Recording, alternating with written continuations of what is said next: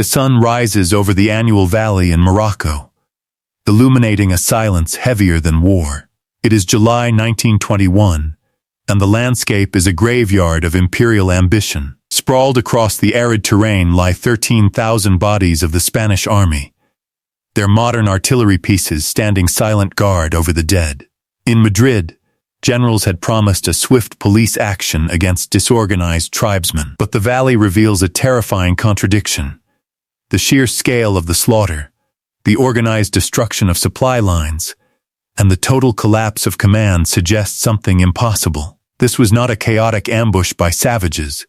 It was a systematic dismantling of a European superpower by a force they never truly saw. The Spanish were not defeated by a warrior. They were outthought by a middle-aged intellectual. Standing amidst the wreckage of an empire was a former judge in a scholar's robe and wire-rimmed glasses. Abd el-Krim. General Manuel Silvestre was the tragic embodiment of a dying era. A dashing personal favorite of King Alfonso VI, he wore his confidence as visibly as his medals. To Silvestre, the Rif Mountains were not a tactical puzzle, but a stage for his inevitable glory. He believed war was still decided by cavalry charges and morale, assuming that European civilization would naturally sweep aside any resistance. He operated on a fatal assumption of superiority, blind to the reality of the terrain. Standing in absolute contrast was Abd el-Krim. He was not a traditional warlord, but a creature of the modern world, a former employee of the Spanish administration in Melilla. A journalist and Islamic judge, Krim spoke perfect Spanish and had spent years translating European legal texts. He understood the Spanish military mind better than the generals understood themselves. For years, he had advocated for peaceful modernization. But as Silvestre's troops advanced with brutal disregard for negotiation, Krim reached a cold conclusion. Diplomatic coexistence was impossible. His transition from a man of the pen to a man of the sword was not born of ancient hatred, but of rational necessity. He realized that to save his people, he did not need to be stronger than the Spanish. He simply needed to be smarter. The Battle of Annual was not decided by bravery, but by geometry. While Silvestre marched a massive column deep into the interior, Abd el-Krim was solving an engineering problem. He knew he could not match Spanish firepower in an open field, so he deleted the open field from the equation. Krim decentralized his command, breaking the Rifian forces into small, highly mobile units that operated independently. The first modern iteration of the invisible army. Unlike traditional tribal warriors who charged on horseback, Krim's men dug complex trench networks, utilizing the rocky topography to vanish into the mountainside, rendering the heavy Spanish artillery useless. The checkmate, however, was purely logistical. Silvestre had arrogantly pushed his army into a waterless cauldron, relying on a fragile chain of supply trucks. Krim didn't attack the main force head-on. He simply severed the artery. He captured the Guerrilla position, the sector's only viable water source, and waited. For days, the Spanish troops roasted in the blistering July heat, reportedly drinking vinegar and cologne to survive. When the order to retreat finally came, it wasn't a tactical maneuver.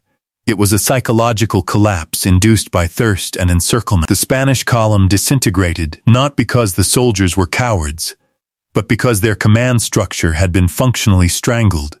As the panic spread, the retreat turned into a chaotic rout, proving that in the Rif, a map was deadlier than a bayonet. Krim had not just defeated an army, he had exposed the obsolescence of traditional European warfare. But the true danger Abd el-Krim posed to Europe was not the destruction of an army. It was the construction of a state. In the vacuum left by Spain, Krim did not return to tribal feudalism. Instead, he founded the Republic of the Rif. It was a startlingly modern political project, complete with a written constitution, a centralized tax system, a national bank, and even a formal petition to join the League of Nations as a sovereign equal. This political innovation terrified London and Paris far more than the slaughter at Annual. The entire edifice of colonialism was built on the myth that North Africans were incapable of self-governance, requiring European oversight to maintain order. A savage winning a battle could be dismissed as a fluke, but a native building a functioning, modern administration was an existential threat to the moral and political architecture of empire. If the Rif Republic succeeded, the justification for every colony from Algiers to Bombay would evaporate. The European counter-strategy, therefore, shifted from simple reconquest to ideological extermination. They realized they did not just need to defeat Krim's soldiers, they needed to aggressively erase the dangerous, living proof that a free Africa could work. The survival of the Rif Republic forced a terrified alliance between historic rivals, France and Spain, realizing the contagion of independence might spread. United under the command of Marshal Taine, they flooded the mountains with over 500,000 men, and the first massive deployment of tanks in North African history. However, brute force proved insufficient against Krim's phantom army. So the Europeans turned to a darker innovation, chemical warfare. In a grim historical first, Spanish aircraft dropped mustard gas not just on trenches, but on civilian marketplaces and water sources. This was the asymmetry of desperation. Unable to outmaneuver the Rifians tactically, the colonial powers decided to make the environment itself unlivable. The gas caused blindness, burnt lungs, and a terror that transcended conventional warfare. Facing the biological extermination of his people, Abd el-Krim made his final calculation. His surrender in 1926 was not a military capitulation, but a humanitarian intervention. He walked into French custody, not because his strategy had failed, but because the price of victory had become the genocide of the very people he fought to liberate. The civilized powers had finally won, but only by abandoning the very laws of civilization they claimed to uphold. Abd el-Krim spent the remainder of his life in exile, stripped of his title and removed from the mountains he defended.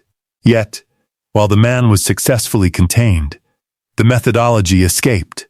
The tactics developed in the Rif did not vanish. They migrated. His war became a curriculum for the next generation of insurgents. Ho Chi Minh explicitly cited Krim's innovative integration of tunnel systems and peasant mobilization as foundational to the Vietnamese resistance against the French. Che Guevara later studied his campaigns in Cairo, adapting the specific Rifian invisible army model for the jungles of Latin America. In this sense, the Republic of the Rif was never truly defeated. It was merely the patient zero of the post-colonial world. The war shattered the psychological armor of the West, proving for the first time that a technological superpower could be humiliated by a localized, intelligent resistance. The European powers may have reconquered the land, but they lost the narrative. Abd el-Krim's ultimate legacy was not a border drawn on a map, but a permanent, irreversible shift in the global balance of power. He proved that against the crushing weight of empire, the most dangerous weapon is not a gun, but an organized mind.